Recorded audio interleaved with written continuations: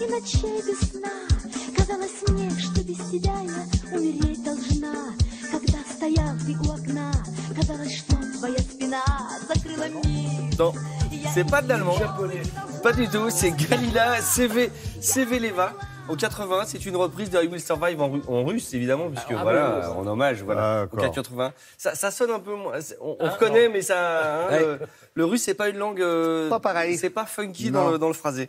Voilà. Il y a effectivement toute une sélection ce matin, une sélection 100% football, en fait. Donc évidemment, quand on pense à Will Survive, qui est quand même l'hymne de cette Coupe du Monde il y a 20 ans, on pense à Gloria Gaynor. Sauf que Gloria Gaynor, le titre est de 60. C'était voilà, c'est un titre de 78, mais la version que chantait tout le monde en France, c'était en fait une reprise de Hermès Houseband de 94. Donc l'original est toujours de Gloria, mais en fait avec cette accélération, vous savez, le truc a été fait pour être chanté dans les stades, parce qu'il n'y avait pas du tout cette accélération dans la version de Gloria Gaynor.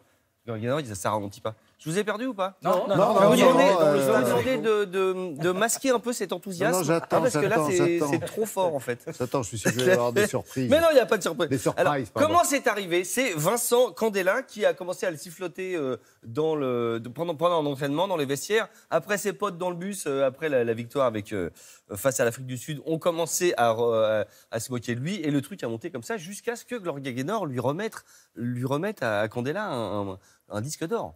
C'est la classe. Alors, c'est pas un vrai disque d'or, hein, c'est comme la coupe. Je pense qu'il est juste plaqué. Ils l'ont gardé, il doit être aussi au Brésil, le vrai disque d'or. Mais bon, si vous voulez le voler. Ce qui est extrêmement intéressant, c'est que si vous avez fait allemand première langue, ce qui est votre cas, oui. Je sprach Deutsch ein wenig, désolé pour les Allemands. Ah bah, vergessen. Voilà, très bien. Il faut imaginer que les paroles de I Will Survive, ça parle de la persévérance, de la force intérieure, de l'acceptation de soi, et que ça a été, avant d'être un hymne de football, un hymne pour la communauté. Militaire. Non, un hymne pour la communauté gay, un hymne pour l'émancipation des femmes, et surtout, en 2017, juste au moment de l'investiture, avant l'investiture de Trump, ça a été un hymne contre Trump. Et je vous propose une version assez rare de plein de comédiens engagés contre Trump qui ne chantent pas, mais qui lisent les paroles de cette chanson. First I was afraid. I was petrified. Kept thinking I could never live without you by my side. But then I spent so many nights Thinking how you did me wrong. And I grew strong. and I learned how to get along. And so you're back. You have to march from outer space. I just walked in to find you here with that sad look upon your face. I should have changed that stupid lock. I should have made you leave your key. If I'd known for just 1 second. You'd be back to bother me. C'est pas mal. Tu viens de reconnaître. Je crois que Thomas vient de reconnaître la chanson. C'est pas Will Survive? Au blind test, je joue pas avec vous, les gars. Vous êtes vraiment mauvais. Évidemment, quand on parle foot, on parle football, on parle Brésil, on parle football. Ça, c'est une phrase intéressante qu'il faudra mettre dans le best-of. Quand on parle foot, on parle Brésil. Quand on parle Brésil, on parle musique. Imaginez que Chico Buarque, par exemple, dans ses contrats, à chaque fois qu'il vient faire un concert, il y a écrit « Il faudra que j'ai une pelada ». C'est-à-dire, en même temps que je viens chanter, il faudra qu'on organise une pelada. Un match de foot libre. C'est ça la pelada? C'est ça la pelada. Je vous apprends des trucs. Ah ouais. Moi, ça me fait peur. Moi, tiens, je vois une pelada. Donc, évidemment, dans les artistes, c'est pas une pelada.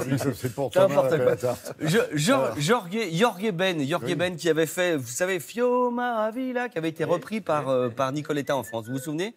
Eh bien, en fait, c'est un hommage à Fio Maravilla, de son vrai nom João Batista Salles, joli parce que je suis incollable, qui a marqué un but en 72. Si jamais vous avez oublié la version de Nicoletta ou la version de Jorge Ben, on la réécoute et après je vous explique ce qui s'est passé. Ça marche. Fio Maravilha, nós gostamos de você. Fio Maravilha, faz mais pra gente ver. Fio Maravilha, nós gostamos de você.